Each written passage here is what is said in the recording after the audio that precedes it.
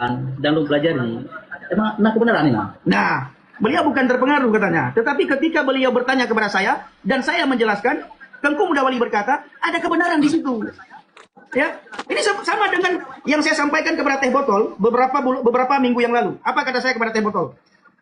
Saya sama Bang Jamal Dodi Pasaribu ataupun saya sendiri ketika mendengar ada orang Aceh yang sudah percaya kepada Yesus, saya akan kunjungi. Ya, selama tinggal di Indonesia, di belahan manapun, di timur, di barat, di ujung selatan, di ujung utara, saya akan jumpai. Untuk apa? Yang pertama saya kuatkan, yang kedua saya akan didik orang tersebut supaya sungguh-sungguh di dalam Yesus. Ya. Sama dengan Bang Teh Botol. Ketika saya pertama sekali ketemu Bang Teh Botol, saya bilang sama beliau, Teh Botol, kamu harus sungguh-sungguh di dalam Kristus, sungguh-sungguh dalam Tuhan. Kamu harus baca Alkitab, harus berdoa, harus beribadah, harus memuji Tuhan, ya, harus bergereja. Apabila kamu tidak melakukan ini, kembali kamu ke agama kamu. Karena tidak ada bedanya kamu sebelum dan setelahnya. Jadi orang yang sudah percaya kepada Yesus harus ditunjukkan dengan buah pertobatannya. Ya, dia harus menunjukkan karakter Kristus. Dia harus menunjukkan kehidupan orang Kristen.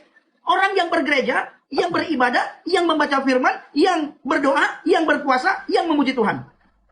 Hal yang sama, saya katakan kepada saudara saya, ya, Tengku Mudawali.